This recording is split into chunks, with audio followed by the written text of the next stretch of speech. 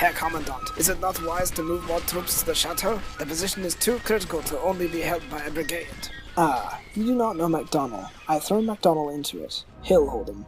Hello and welcome to Forgotten Fronts. Today we'll be playing the first mission of Scourge of War Waterloo on the Allied side called The Hunters, where we take command of Lieutenant Colonel Macdonell and the garrison of Hougoumont, of British Guard light companies, Dutch Jaeger and Grenadiers, as well as German infantry light companies as well. As you can see, I have modified my game, but all the mods are cosmetic except for the Grog's toolbar, which exchanges the stock game's toolbar with a modded one. Now as I load up the scenario, I'll go over some of the history of the battle to this point. If you want to skip this and go right to the scenario, a link should pop up now, and I'll put it in the description below, if I remember. On the morning of July 17th, Hougoumont was only guarded by the light companies of the Guards. As they moved to take position, they chased off some French cavalry and infantry who were scavenging for supplies, and also encountered the gardener of the chateau. The rest of the staff had fled. The rest of the staff and owners had fled. Macdonell then took position in the farm, and Lord Saltoun took position in the orchard. And defenses were set up in the farm, including a firing step and loopholes cut into the garden wall. On top of this, the southern gate was barricaded with logs and farming tools, and ammunition was stockpiled in the gardener's house. On the morning of the 18th, before the battle, the Prince of Orange reinforced the chateau with the troops of Count von Kielmansegge's 1st Hanoverian Brigade, including the 1st Company of Hanoverian Fieldjäger and 200 men from the Lunebourg and Kremhagen battalions, with half armed with rifles and half armed with muskets. With these reinforcements, Lord Saltoun was sent back, but on the way he encountered Wellington, who did not know about the reinforcements, and told him to halt. However, later on during the battle, the Lord would return to his brigade. Wellington would later send in the 3rd and Coldstream Guards Light Company to cover the lane, and send the Hanoverian and Nassau units into the woods. At 10 a.m., the 1st and 2nd Nassau regiments arrived under the command of Major Busson. Split into 6 companies, 3 would go into the orchard, and 3 into the farm, occupying the well, the gardener's house, and the south gate, planting their colours on the roof in defiance, while some of the Coldstream Guards Light Company occupied buildings in the lower courtyard and north gate. When the first cannon of the battle fired, at roughly 11:30, it also signaled the beginning of a half-hour artillery duel between the Grand Battery and the artillery batteries of the Allied army. After this ceased, the 1,040 men of Macdonell's garrison must make a stand against the 4,147 of Baldwin's brigade of Jerome Bonaparte's 6th Division in and around Hougoumont. We arrive on the battlefield right on time to get our orders from a courier. My lord, you are to hold the orchard outside the manor house of Hougoumont. If you are overwhelmed, fall back to Hougoumont. So the first order of the day is to move our skirmishers to the edge of the orchard, to give us the advantage of cover while the French have to make do in the open. You'll be seeing me hit that button a lot, which is the button to split off skirmishers from your main unit, instead of attempting to put my units into skirmish formation. And here come the French chasseurs.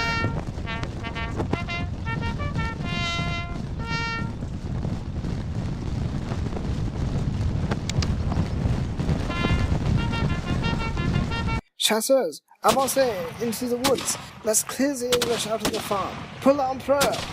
As we advanced towards the great house, we saw no one, not a soul defend it, but only a fool would believe this. Votre deeds this day will ring out for the rest of time. Chasseurs, form skirmish formation! When we were about 90 meters from the woods, I heard a whistle from the forest, followed by a hail of accurate fire as we rushed into position. As the 2 Nassau light companies are in contact now with the French chasseurs, I'm now moving up the Lunebourg light infantry to assist them on their flank. And the firefight commences. Here we see I'm moving up the British Coldstream Guard Light Company to secure our other flank, while putting the other in reserve next to Dutch Jaeger. Now the Grenhagens, well, they're moving over to our extreme left flank, and I'm hitting the split battalion button again to try to get more skirmishers out of my skirmishers. There's Macdonell. I mean, obviously we're giving a heavy price to the French chasseurs. since they're in the open. But right behind them, advancing slowly, are the French columns.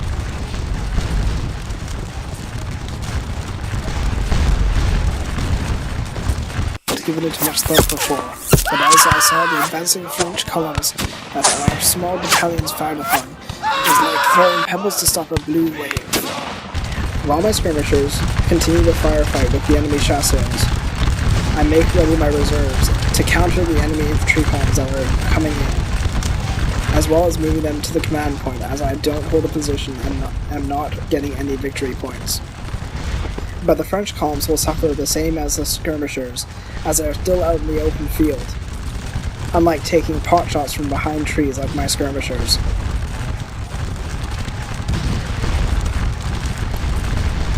To secure my flank, I move in this Coldstream Guard.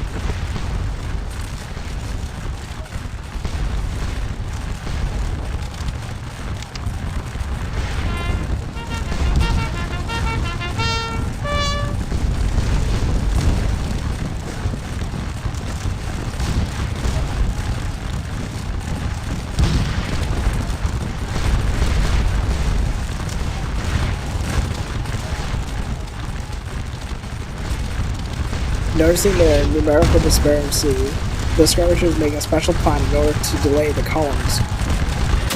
Men up! Take aim for their officers! Use their numbers against them! Without leaders, they will turn into an unorganized crowd of rabble! Clearly the plan works as the enemy columns become quickly entangled, allowing our men to have more time to fire, causing heavy casualties to the French.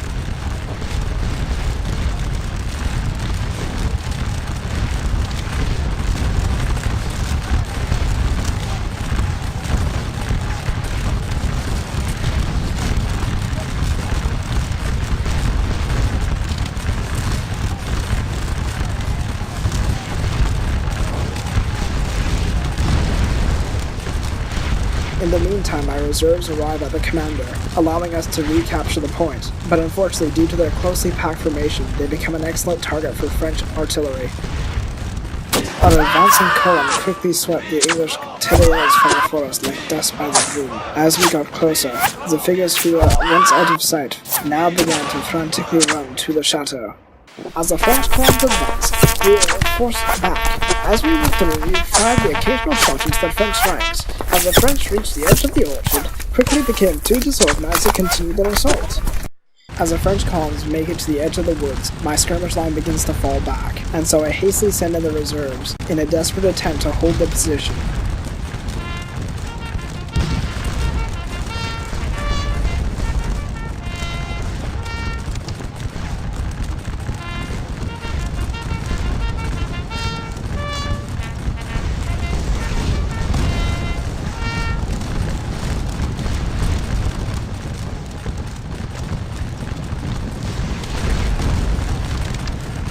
But it appears as though my skirmish line wasn't willing to give up quite yet, and reformed quite quickly as the French were still reorganizing, thus allowing them, as well as the fresh reserves, to pour an immense amount of fire into the French ranks as they stood and did next to nothing.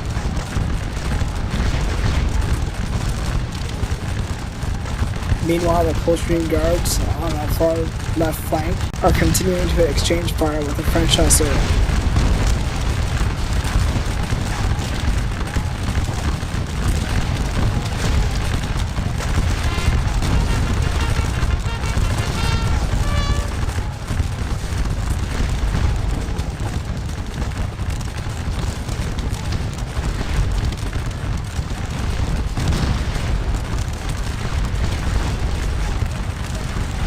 noticing one of the French columns are moving in to attack our right flank. I send in a large unit of Nassauers to hold it.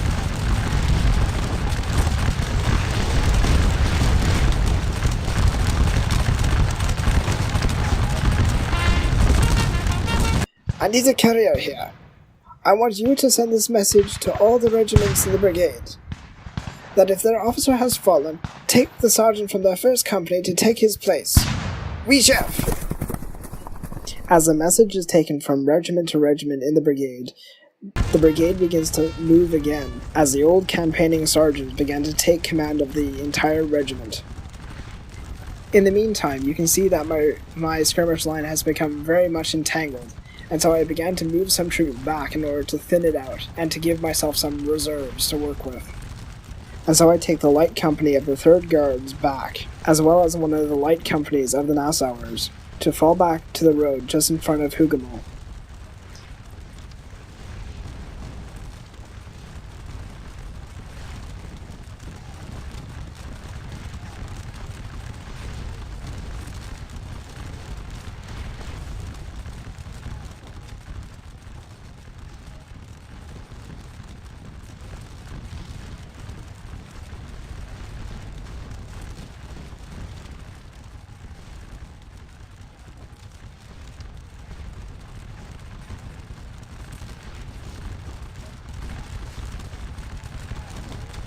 Seeing a French column advance, endangering my left flank, I moved a large regiment of Nassauers to counter them, as well as sending a small light company of Nassauers to back them up.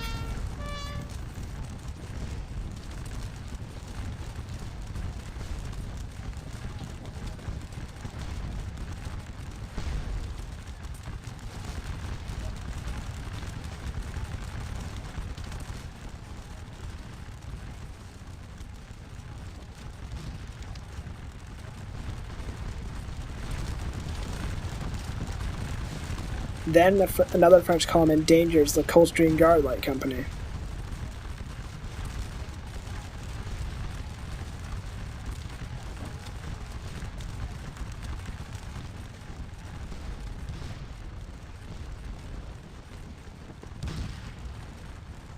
The 3rd Guard Light Company to support them, but it is too late and the Coldstream Guard began to fall back, as well as the Nassau Light Company.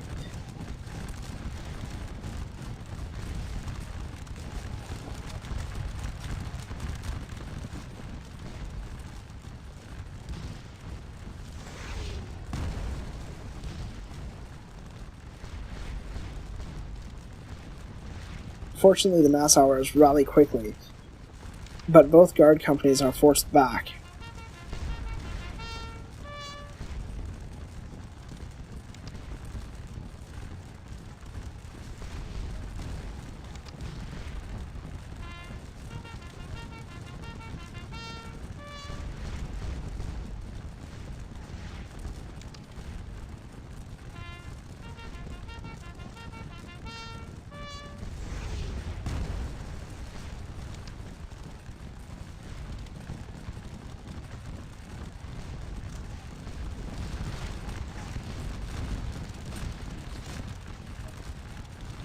And so I send in another Nassau company from the far left flank.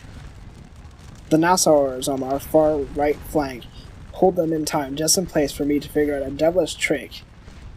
Moving up the guard companies to support, I move the 3rd Guard to stop them in their front. Then I move up the Coldstream Guard to hit their right flank.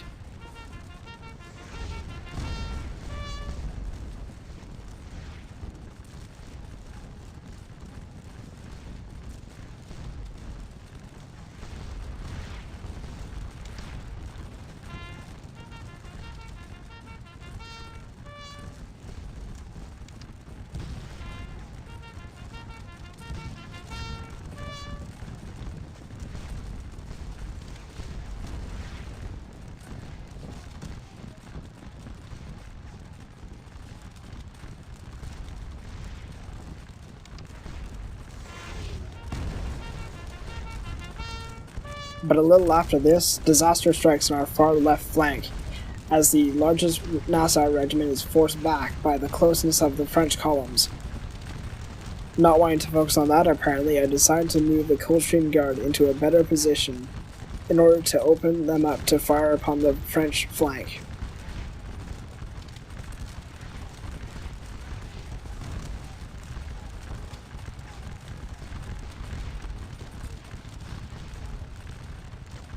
Swiftly moving to the other flank, I move in the recently rallied Lüneburgers Light Company to halt the newly advancing French columns. But a large Nassau regiment quickly rallies, and so I swiftly move them in to support them, before moving over to the other flank.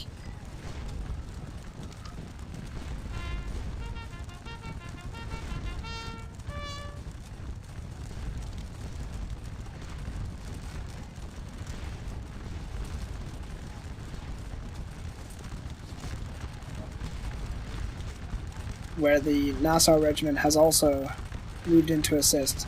But on the left flank, both regiments break. But Macdonell has to make a quick decision, to stay and rally his men or to fall back to the safety of the chateau. Sir, you must fall back. The position is lost. No, the situation may be critical, but the men need me more than ever now. We should go and make sure that the defenses are ready. You go, the men need me here. And so Macdonell begins to fall back. But then returns as his men begin to rally. I move Macdonell up so we can capture a few more victory points, attempting to move my men into a defensive position, as a last stand in the orchard before we have to give it up once and for all.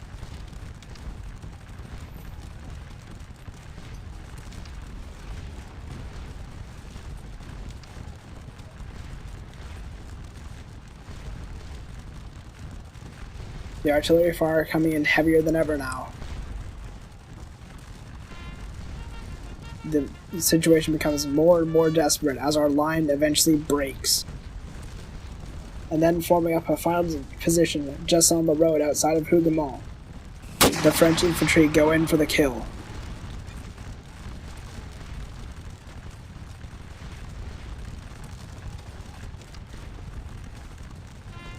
Our assailants now visible, we formed line to push forth with bayonets, but a hail of accurate fire soon halted us, which was particularly deadly for our leftmost companies. Some of the Garde Nationale and conscripts held up the line by ducking behind the trees. I unwisely ascended to the higher part of the sloping ground which the outside of the wall of the farm was built. I thought I would be able to single out enemy skirmishers, but I very quickly found that I had become a target for them. Because my red coat was more distinctly visible, I continued to exchange shots with the enemy across the kitchen garden, but they, having the advantage of the fence as a covering, their shots freely struck the wall in my rear. Moving whatever reserves I have available to delay the French, I rallied my remaining troops to the lane right in front of the chateau, as well as moving Macdonell behind it in order to rally the men, first considering moving him to the farm, but then changed my mind, and moving him to rally the forces instead.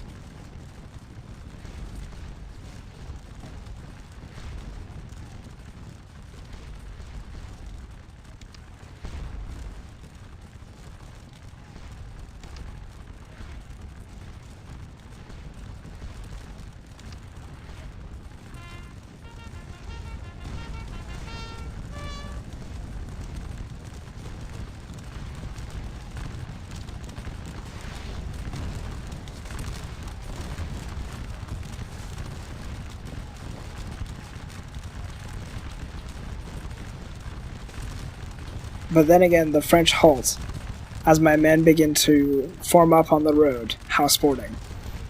As the men rallied on the road and began to take shots at the French columns, the trees in advance of the chateau were cut to pieces by musketry. The French columns, not halting, take withering fire as they advance towards the road. But now my friends have nowhere else to run, so they stay and hold their ground. I move the last of my reserves up, the large Nassau regiment, in order to hold my flank.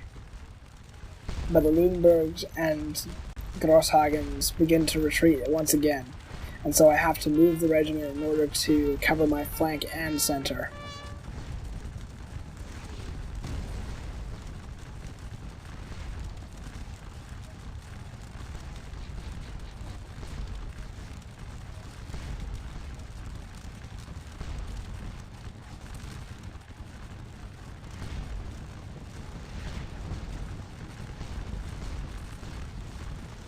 but the French come close enough to form into line and halt, but do not open fire.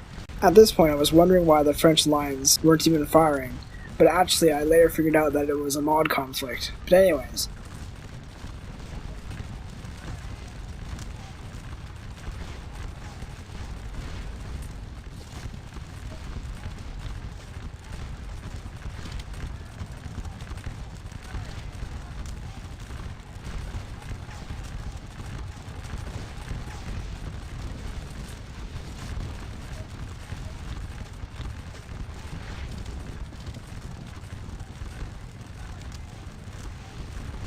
I move up our brave commander to rally our forces better, and I attempt to move up the Lunenburg and Grobhagen light companies again, but they refuse to stand.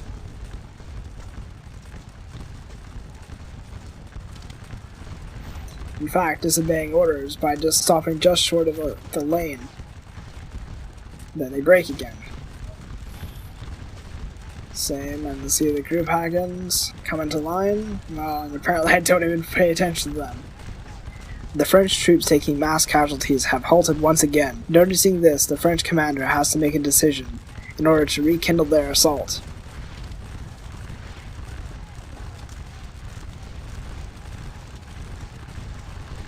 Sir, the attack has faltered once more.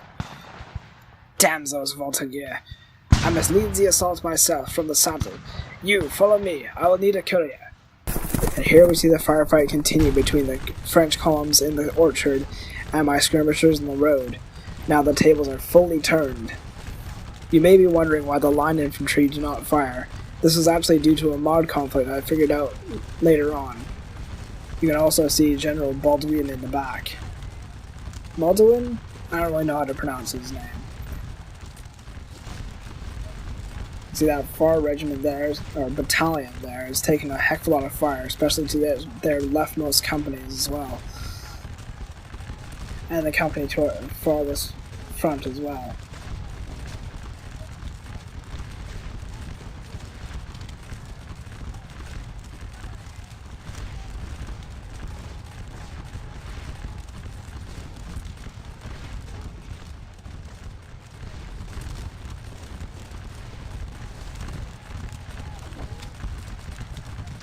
Here we see some more of the German troops.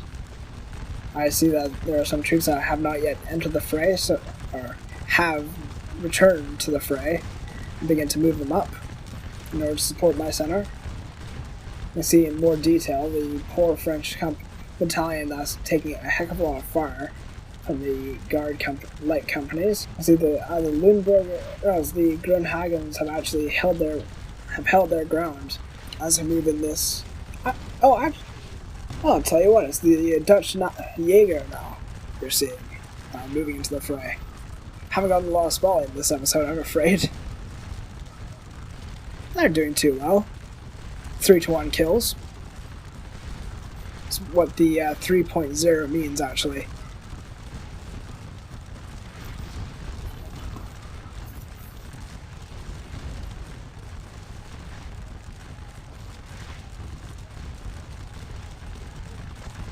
But here we see the city of, and you can see the heavy casualties the French are taking, especially to their rightmost division.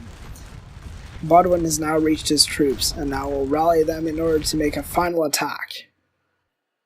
Rise up, men, and follow me! The Emperor requires us to take this farm. When we succeed this day, your names will go down in legend. Follow and engage those impudent skirts! You, get a stretch out! The general's here! Sir, remain still. I will stay with you. Just focus. No, take the brigade. Lead them to victory. So the French are still holding position in the forest. Though they have better cover than in the open and keeping us from their point, they are not getting many points themselves. Though this is a short engagement, our men are running out of ammunition, and weapons have been used so often they are beginning to malfunction. As we exchanged fire with the French in the woods, I found that my musket was now proving defective, as was very discouraging. But looking on the ground, I saw a musket which I immediately took possession of in exchange for my own one. The new musket was warm from recent use and proved an excellent one.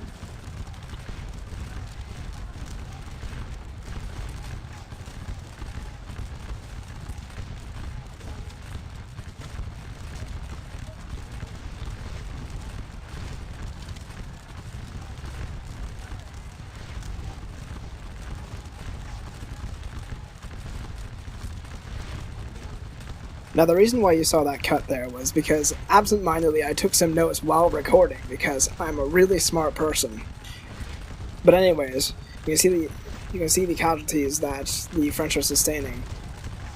I'm going over some of my troops. See that far troop over there is taking massive casualties there. One of their companies is completely wiped out, by it looks.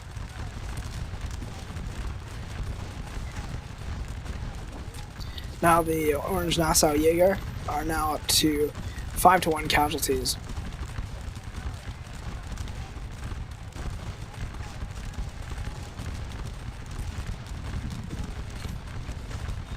So 5.0 means that, or now 6.0 means now they, for every kill that the Nassau Jaeger, or sorry, for every casualty the Nassau Jaeger take, giving 6 kills to the French, which means they're doing very well indeed.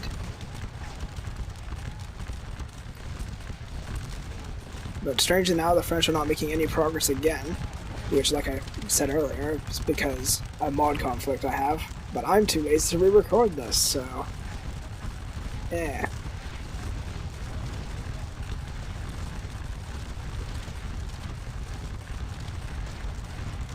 Lovely overview of the French columns. Oh no, sorry, the one man out of uniform is actually because the skirmish formation is going into one of the other units.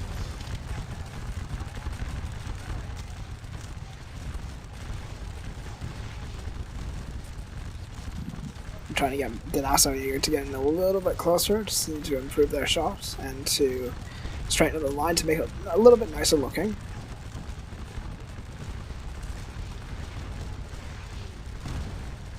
See a few troops in the walls there in case I have to fall back.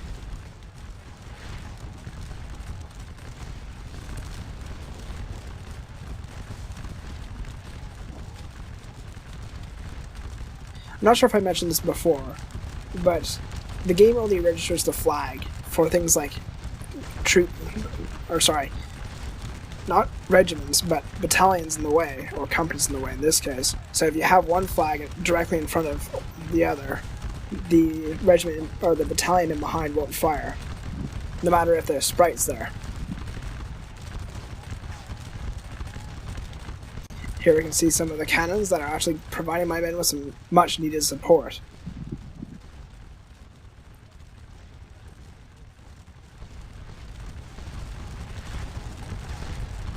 Now I indicated something there, but I've completely forgot what it was because it's been a few days since I recorded this.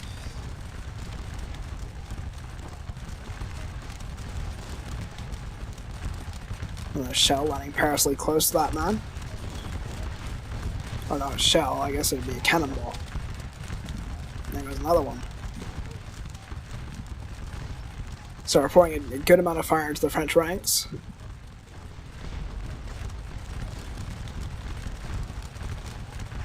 And just to be clear, your officers can get shot.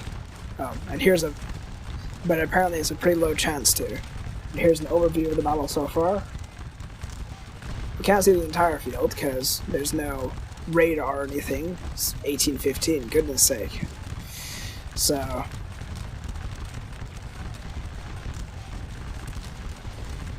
we only know where part of the army. Ooh, that was a pretty nasty hit.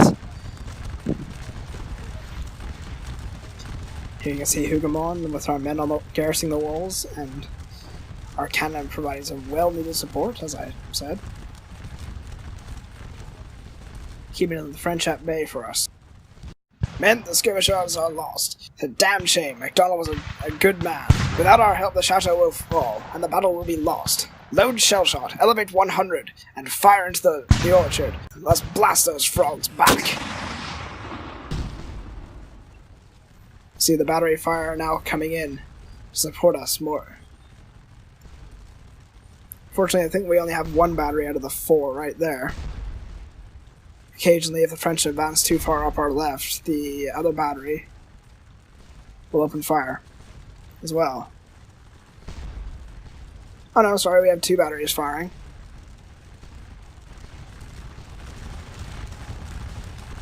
I'll really do well against the French, having to stall their advance even more than just our fire alone. can't help the new recruits.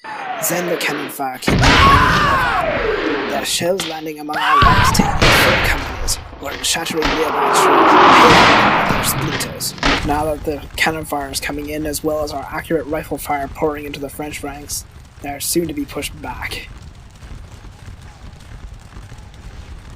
Don't know how some of these regiments are still standing with the nearly 25% casualties in that furthest right regiments from the French side, not our right, our left.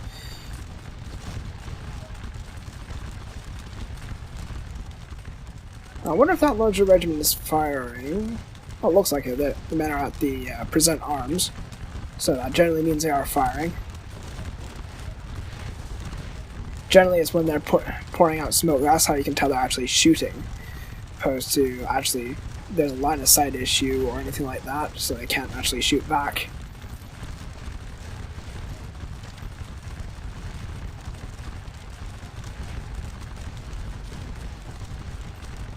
But the French chasseurs are still firing upon our men, having little to no effect. So yeah, I guess the larger regiment is not, well, is in firing range, but is not shooting. Pirate on men! The fellows can't take much more of this before they scatter. Aim for those who are standing, not for those who cower. Where are we at to this contest?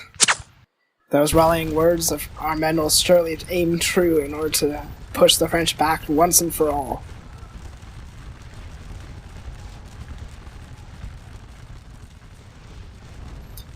I'm going to push back the Lunenburg troops to just shore up our left flank. Oh, our large regiment is actually shooting. Good, good. It's kind of tough to tell when their regiment of that size isn't actually in play. Alright, there goes another nasty hit for the French. Or to the French. I commit, as you can tell, I'm moving troops in between so the flags aren't being in front of each other, so I'll actually open fire on the French. But they are not in range.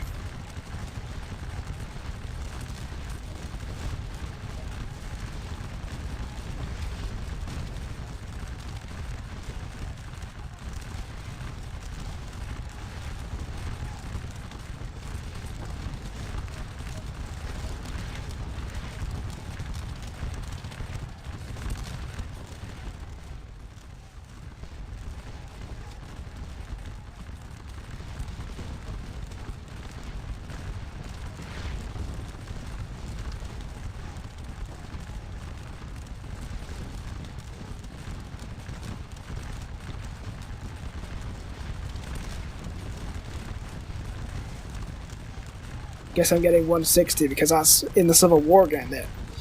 They're actually, the range is 160, but we don't have rifle muskets, these are smoothbores, so unfortunately I had to get closer, but I guess I just didn't realize.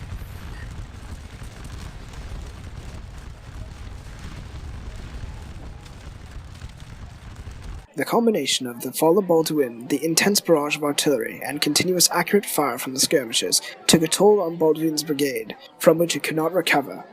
The new recruits, conscripts, and militia began to look for routes of escape as they began to outnumber the veterans of the brigade. Those who were left began to follow suit. And these are the horrible conditions that the French brigade of Baldwin is under. I don't really know how to pronounce his name. I keep wanting to try to say Baldwin, but it's not Baldwin. It's probably more like Budwin. But, oh well. Probably no more confusing names like that later on in the game, since he's dealt with. Well, shouldn't say that. I'm just dismissing a person who died in real life. Oh well. But the French are taking some horrific casualties, and my men are taking less so of any casualties, as per usual. But while under intense pressure, Baldwin's brigade is soon to break.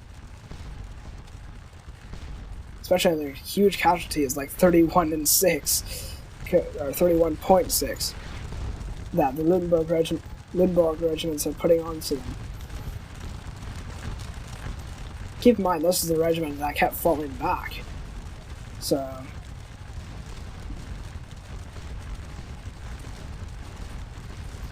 Now, if you were a student paying attention, you can notice that some of the brigades, particularly the the German regiments, are using Charleville muskets as well. These muskets were unable to use captured British ammunition, as it was far larger. Well, it wasn't far larger; it was a little bit larger caliber than the French muskets could deal with.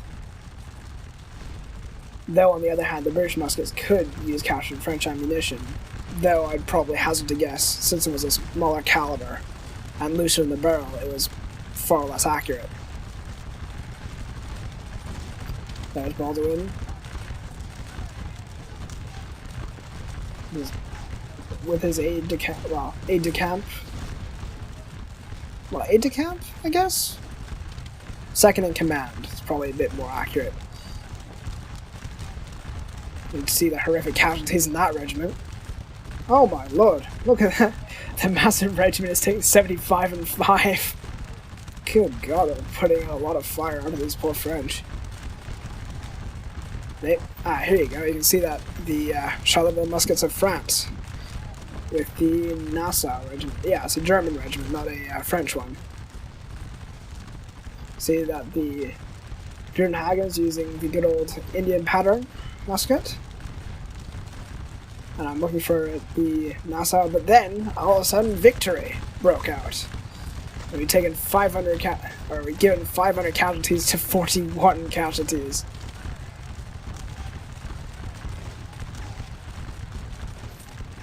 You can see more closely, it gets split down into casualties, missing, and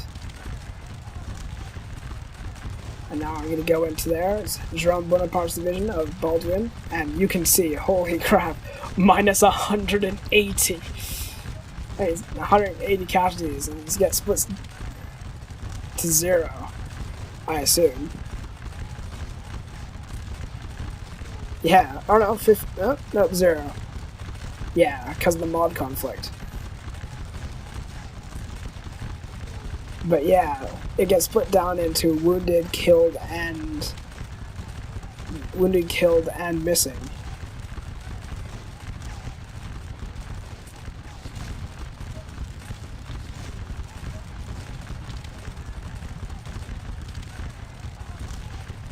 Yeah, minus 180. I'm going to go into my regiment, which is under the Duke of Orange himself. Good old Slender Billy. And you can see 95, or 92 even, 83, 85. The 200 regiments, the 2 regiments on the wall that I didn't just put into the fight just in case I actually had to fall back to the chateau, you see. And, oh, minus 6. Oh, that's unfortunate. What regiment was that? Oh. Okay, I didn't know that, actually. As I'm recording this, quite a bit after the battle, that I had a regiment that was minus 6. But in retrospect, those were the troops actually guarding the chateau itself. Now, I went about trying to find the cannon, and faffed around in the order of battle for quite some time that I'm going to cut out. But first we're going to see Bull's battery, which actually did not a lot of work, even though I gave them the actual little scene there. Unfortunately, when I go over the other cannons, that didn't really do anything either. And after a bunch of faffing around, I cut to the other one, and here is Sandham's battery, which I even mentioned in the previous recording. But I go past it anyway. And they did moderately well. I mean, if I were playing, I probably would have moved the battery a lot closer to blow away the French with either canister or anything like that, or even probably committing light cavalry into the woods, which is probably not the best idea. But let's see what the Great Duke has to say about our stand this day. I had occupied that post with a detachment of General Byng's brigade of guards, which was in possession in its rear, and it was some time under the command of Lieutenant Colonel Macdonell, and afterwards of Colonel Home, and I am happy to add that it was maintained throughout the day with utmost gallantry by the brave troops, notwithstanding the repeated efforts of large bodies of the enemy to obtain possession of it. Arthur Wesley, 1st Duke of Wellington.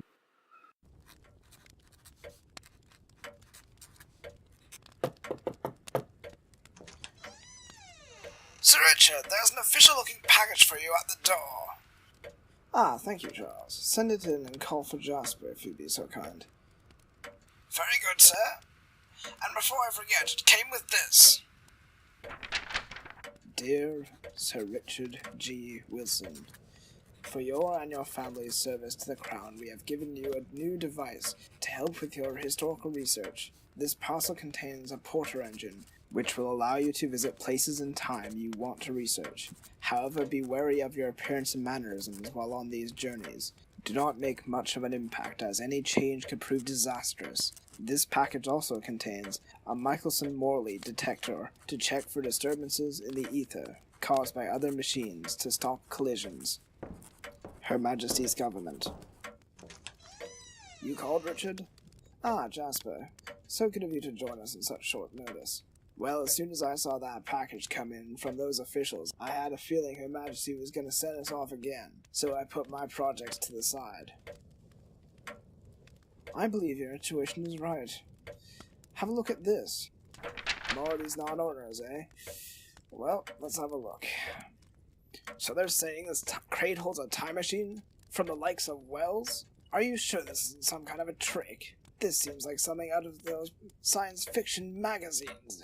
Though they did look like real officials, but you'll have to ask Charles about their papers. By the way, when did you get into history? I'll have you know it's always been a passing interest of mine, but considering events as of late, the war... Yes, the war. My interest was piqued once again. Large wars in history signal the rise and fall of world powers, but with a conflict of this scale between multiple world powers, perhaps a group of nations will rise and fall with its conclusion. If it concludes. Well, yes. So, what battles are you focusing on?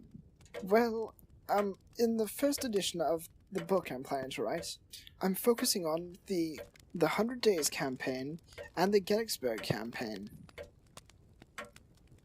But I wouldn't call America an empire, like Britain. It projects most of its power inward. Well, if those clutches of islands and outposts in the frontier are not colonies or routes to them, and the Monroe Doctrine is not a way to ward off other powers from America's route of expansion, then I don't know what it is. Not to mention the recent annexation of Canada. Fair point.